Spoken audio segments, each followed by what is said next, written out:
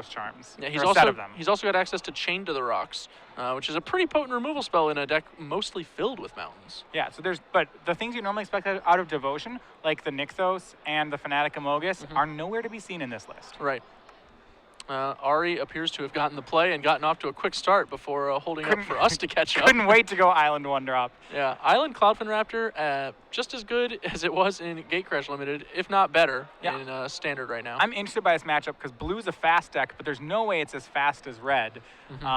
So you're going to kind of get to see mono blue turn into the more control role. Though maybe not this game, as Ari follows up the Cloudfin Raptor with a Frostburn Weird. Yeah. It's also worth keeping in mind that a lot of these creatures we label as kind of mediocre out of the mono blue Devotion deck, such as Frostburn Weird and Tidebinder Mage, are actually at their best in this matchup. Yeah, Frostburn Weird actually in the mono red decks was originally seeing play in the sideboard for the mono red deck. So it's kind of a dagger in red-white side that Ari gets to play Frostburn Weirds in the main. Yeah, he's essentially free-rolling the 1/4 for 2.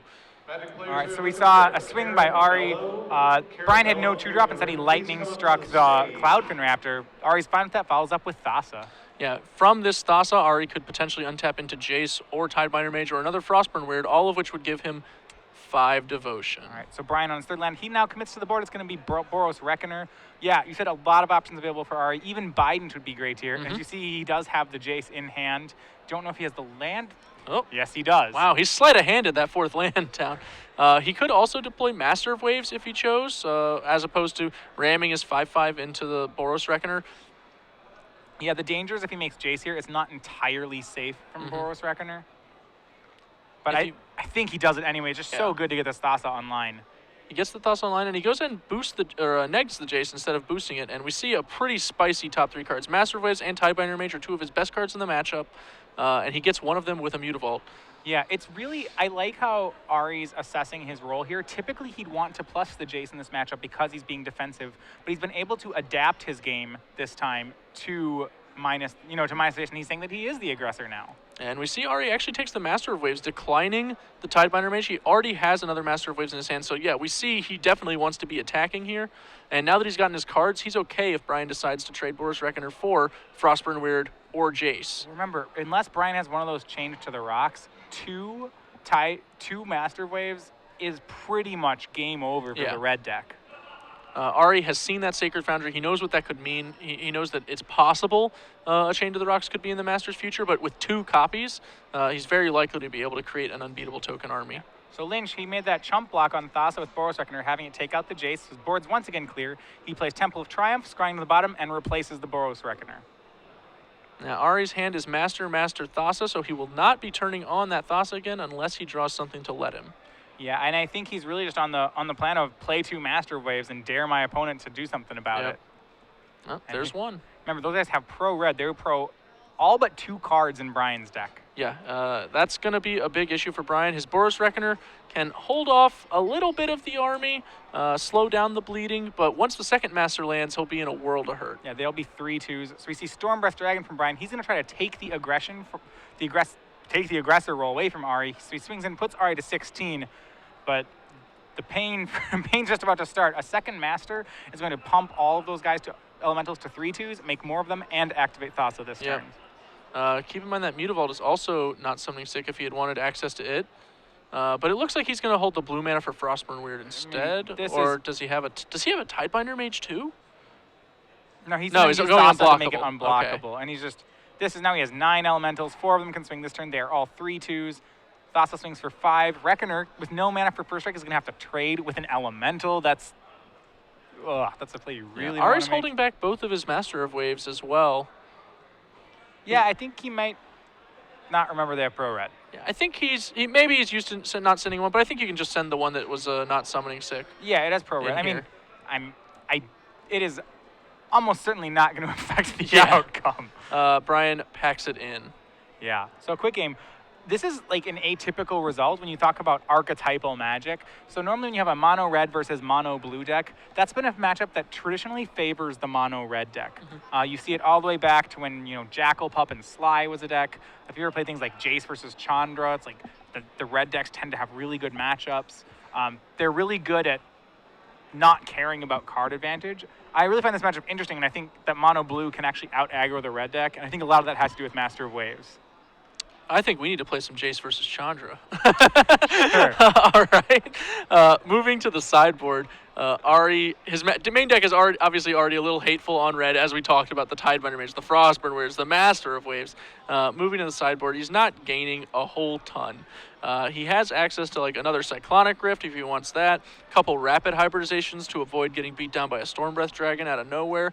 But beyond that, I don't really think he wants these other cards like Negate, Dispel, Gainsay, Dissolve, Bident of Thassa, and more Jaces. Yeah, my guess is that he'll just do, just tweak the numbers slightly. So he has 1 rapid hybridization in the main, 2 more on the board. He has 2 Cyclonic Rift main, a 3rd in the board. He has 2 Bident main, 2 in the board. I think he'll adjust those numbers toward the cards that he wants more in the matchup, which I think is rapid hybridization in this one. Agreed. And other than that, I imagine he won't touch the list. There's nothing that screams good against mono red here. His Bidents seem like the cards most likely to leave it, as if he's attacking, he's in good shape anyway. Yeah, he's already winning. Because those are the games where he is so far ahead. We saw that game. Ari did not need 6 more cards off the top of his deck in order to win it. No, the best thing that Biden would give is 2 blue mana symbols. Yes. Yeah. So then we look at Brian's side of the board. When we look at his sideboard, he has 4 shocks in his sideboard. Probably don't come in this matchup just because they're not tailored toward anything in the cards that matter in Ari's deck. He does have the full set of Chain to the Rocks afterboard, and I would expect to see those. Outside of that, there's not too much he has going on. Yeah. He could board in Mizium Mortars, but then again, I'm not positive how much he wants to get off his aggro plan. Like, when you're boarding into in a mono red deck, you can board in removal, but you have to make sure that removal spell is better than another creature, and that's a pretty high bar to pass. It's a very high bar. In the case of the shocks, I would only potentially board those in if I was on the draw, and Brian, to kind of keep those Cloudfin Raptor, Tidebinder Mage starts a little more under control. Because the mono blue deck does not respond to attrition especially well. If you can actually kill 4 or 5 things, it takes them a little bit of time to recover. And shock can kind of keep the pressure off of Brian. But on the play, I would definitely not want it. I would want to be going for hands that have a bit of aggression to them. The Mizium Mortars, however, I think I might be more interested in on the play, just because they can take down Frostburn Weirds. Yeah, so the Frostburn... The thing is, in this matchup, Ari's 2-drops, which are typically the weak part of the deck, are actually at their strongest. Frostburn Weird and Tidebinder Mage are both excellent in this matchup. Yeah, very potent cards, both of them. Depending on Brian's start, Ari can actually lead whichever one is best if he has access to both in his hand, and they handle different problems very, very well. So it's a tough road to hoe. He's going to be really leaning on the removal spells that are excellent, especially Chain to the Rocks. As we saw, that was basically his only out to win Game 1. He may find himself in a similar boat in the sideboard games as well. Yeah. So we see here, Brian's going to be on the play this game, which should obviously help. Remember, this is a race. Neither deck is really equipped to go late. Ari's deck has some ability to go late. He can certainly hit some pretty powerful cards, and he does have Thassa's Scry 1 to kind of help him improve his card quality over the course of a long game. An option that Brian would, happily kill for, but doesn't actually have access to. He's got Temples, and that's about it. Other than that, he's living off the top. All right. So, one thing is, I'm wondering how many cards like Stormbreath Dragon Brian Lynch is going to want in this matchup. That it's almost too expensive when I look at it. He has the full play set in the main, and I'm wondering if there's a chance he shaves some number of those. He has Stormbreath Dragon like Chandra Pyromaster. I feel like Stormbreath's better than Chandra. It's more high impact. It can actually kill the opponent, whereas Chandra's, more of a card against mid-range and control decks. It doesn't even kill a lot against Ari's deck. It can let you get through some certain cards like Thassa or Frostburn Weird by letting you make them not block, but by and large, it's going to be a little tough.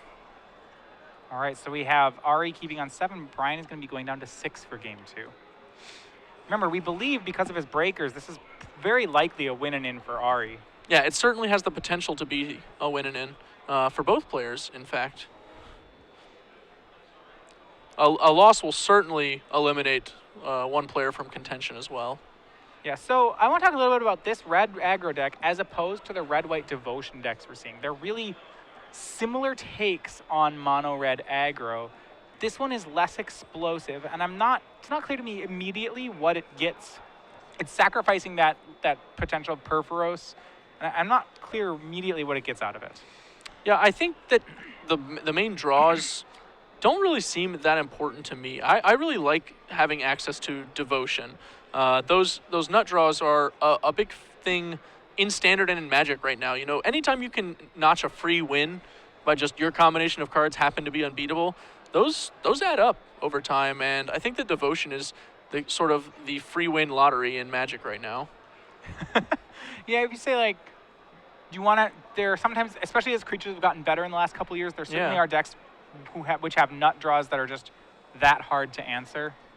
Yeah, like every time Mono Black gets to go like turn 1 Thoughtseize, turn 2 Pack Rat, like that's pretty sweet. And if it didn't have access to that, it would actually be a worse deck. You know, that loss of percentage chances to just take the opponent out of a game very quickly, it adds up very quickly. Yeah, that's something we see a lot of in a format like Legacy, and it's only recent that it started to be in Standard. Yes, I can agree with that. As creatures, you know, kind of go to a cheaper power level and the games can actually end faster. You know, we've got 3-mana indestructible 5/5s in Standard, I'm just saying. Yeah, you have, I mean, it's not, it used to be very unreasonable to hear about a Standard deck, Standard aggro deck, at least not combo deck, that could turn 4. That'd be very, and I don't think it's, a lot of decks seem to be able to do it now. It seems like it's the Standard that an aggro deck has a potential to turn 4. Yeah, definitely a potential. I wouldn't say it happens a lot, but... No, not very much. It's more like if they're playing against the wall, if they're playing against an opponent who does nothing, they can maybe kill them on turn 4. Yeah. All right, so 5 cards. We see some lands, some spells. That'll be a keep for Lynch. He starts out on Mountain into Rakdos Cackler. The other things he kept were Mutavault, Lightning Strike, and an unknown. He's got a pair of Lightning Strikes. And a Mizium Mortars from the look of it. So a bunch of removal and a 2/2. Fingers crossed. Down comes the wall. That's going to be Frostburn Weird. Brian does have one answer to it in Mizium Mortars. Yep. Goes ahead and moves the wall from the path. All right, puts Ari to 16. His draw of little help there being a Storm Breath Dragon. He's a long ways away from that. But he can continue to remove Ari's cards on curve. Ari played a Nightveil Spectre. Scries 1 to the bottom with a Temple. Lightning strikes the Spectre out. Gets in for 2 again. Ari's going to have to start taking this Cackler a little more seriously. Yeah, Brian's doing a good job of keeping his game plan going, but it's costing him, you know, he's mono red. It's costing him a card each time. This attrition fight's just not going to go very well for him. Ari finally decides to Tidebinder Mage down the Cackler. Brian takes 2 for Sacred Foundry. It looks like a Lightning Strike and a Mutavault attack. Or All not right. in that order. Mutavault attack. Ari's going to act as Mutavault, see if he can block. Will Lynch Lightning Strike the Mutavault? Absolutely. He does. Ari makes the trade, and now Mutavault has become Cackler. Interesting. Ari probably has some more action, I would say, if this is a play he was willing to make, Yeah, and I mean, he does. This is just 1-for-1 trading, and which is exactly what you want to be doing when you're ahead. I think Ari's playing this. I really like how Ari's playing this. Yeah, he's normally a deck that can be threatened by attrition, but because Brian's the one on the mulligan to 5 and on the play, Ari actually has easily more cards, and he can just wait Brian out. If Brian has to trade multiple times, then eventually Ari will just take the lead on natural card advantage. Brian's best chance is to try and end the game before his card disadvantage can catch up to him. All right, so Ari down to 10 is Chained to the Rocks, takes care of Nightveil Spectre. Brian down to just 1 card in hand, but is a Storm Breath Dragon. He's on 4 lands. There's a chance that Brian can steal this. Yeah, Ari, he hits there that he 5th goes. land for the Storm dragon. Breath in, and Ari almost had to be like, can't believe it. It's in his Cyclonic Rift, the... He's chained to the rocks to get the Spectre to eat the Cackler. I bet he really wishes that he had another blue permanent, because otherwise this could have been a nice turn with Thassa just going off.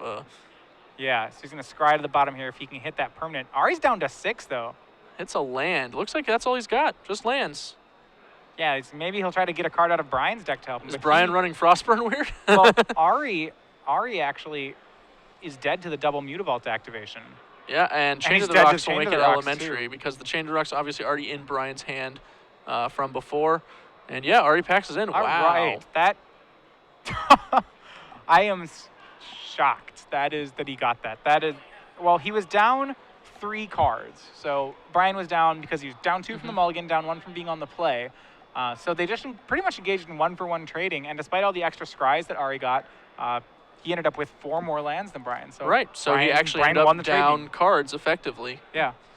He did not have any action. He did not have an answer to Stormbreath Dragon. And, that's exactly the kind of spot Brian wants to be in. He wants to play a Dragon, get in for 4, and hope he gets to continue doing that. Yeah, so as I said, I still really like the way Ari played it. I think he's got to play toward going late, which is what he's doing. As you trade, you're playing a top deck war. Ari was the person with the Thassa. A top deck war seems really good for him. That said, Stormbreath is Brian's best late game card, by far. Yeah, favorable is by no means a lock. Even if you get Scry 1 every turn, your opponent can outdraw you. It's certainly a factor of Magic. It's a variable you can't control. Yeah. So, going to game 3, I'm wondering, Ari did not reach for a sideboard at all. So, one thing, if I just lost to a Stormbreath Dragon, I would be conscious of maybe wanting more rapid hybridizations in my deck if I wasn't already maxed out on them. I'd want something to answer that. We saw Ari really did fold to a Stormbreath there. Yeah. I He may have died even if it wasn't the Stormbreath. Right. He could have died to a few cards there, I think, that all would have been kind of difficult to answer. The Stormbreath Dragon was probably the best of the options that Brian has in his deck. I would kind of assume Ari already has most of those rapid hybridizations in his deck. And if he didn't, being on the play, I might not want to go all the way.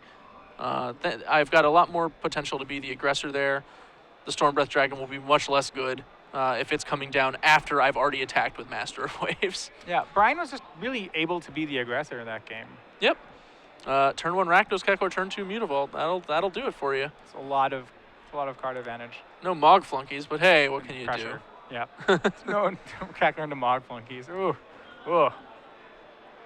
We can't play that anymore though. That was in M13, nope. But not reprinted in 14. So they took it away. Took it away. What was our? We have a Premier Red 2-drop from M14, right? From M14? Young Pyromancer? Yeah, there you go. Yeah, normally they give Red a good 2-drop in the core set usually. I'll take Firefish Striker in this day and age. Yeah, that's up my alley. Young Pyromancer's a great card, but really requires a whole deck to work. Yes, he does. I love Young Pyromancer, but he is a big trap in my experience. Every deck that I've tried with Young Pyromancer, I've eventually decided this is just worse than not playing Young Pyromancer and doing something normal. Well, because I think the problem is that you need to play him in a creature deck with a lot of spells. Attention Magic players. Sure. Right, it's like decks that play enough spells to make him good typically don't want him. I think there's this window where I was trying to build a deck with him and a Runechanter's Pike deck with him, like a Thought Scour Pike Flash style deck with him. Sure. That was like, I think the closest deck was coming in Standard to really wanting to play him. Obviously now that Innistrad rotated out, that shell doesn't exist anymore. Yeah, the biggest issue I have with Young Pyromancer is that he's kind of a removal durable creature, like because you can create some tokens, he has that ability to continue to create a clock even if he dies. But at the same time, a lot of the decks that play him are mostly spells, as you said, and they don't want to necessarily turn on opposing removal, even if it's not getting maximum value. Like, you're still lending value to those cards that aren't usually very good against you. And a quick mulligan for Brian Lynch. He'll be on 6, Ari's on 7. As we saw, that didn't really affect last game. Nope, I'm sure that's what he's saying right now. Whatever, worked out last time. Ari, certainly going to take this very seriously. He did just lose to a Multi-5 on the play, a Multi-6 on the draw. He knows that's well within range to lose to.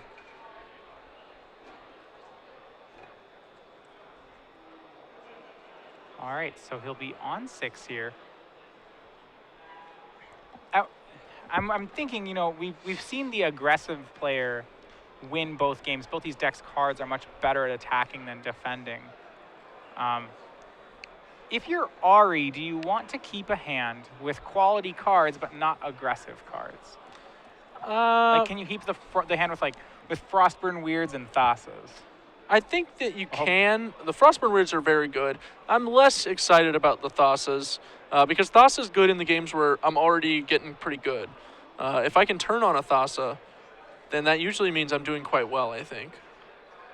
I suppose the Frostburn Weird Thassa hand does have Devotion to Thassa in it, so that means it's a 5/5. So it's actually a pretty aggressive hand. Yeah, you certainly have the potential.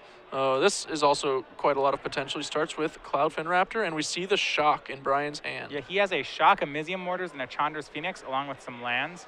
Ari's going to go for Judge's Familiar. In response, the Cloudfin Raptor does get shocked. Yeah. One good bird deserves another. All right, so Judge's Familiar will get the first damage in. Brian's at 19 and goes with Night Veil Spectre. It's a good start for Ari. Yep. Brian would really like to deploy threats, but instead is stuck deploying answers to Ari's. Yeah, he Museum more the Spectre. That Judge's Familiar is going to be pretty inconvenient for Brian. It's going to make him, even there it made him waste a turn in killing made him waste a turn almost on killing the Night Veil Spectre. Yep. Chandra's Phoenix on the rare defense turn. And Ari paying 4 for Master of Waves. That's going to be a lot of tokens. Yeah, I really like what Ari did last turn, playing out the Tidebinder Mage with no target just to get his devotion increased. Yeah. I think that should have been a clear sign to Brian to expect a Master, as Tidebinder is obviously such a potent game changer, especially when you're starting off with an aggressive curve like this. And now you see Ari is still very, very far ahead because he made that play. Yeah, Brian does have access to, he has a Stormbreath Dragon here and 3 more Chandra's Phoenixes, but he's going to be dead to the army of elementals. And Ari Lax 2-1 will win over Brian Lynch. He improves to 8-1 on the tournament. That was a potent lesson in threats versus answers. Yes. When both players have threats, it's whoever's threats are hitting, whoever's threats come down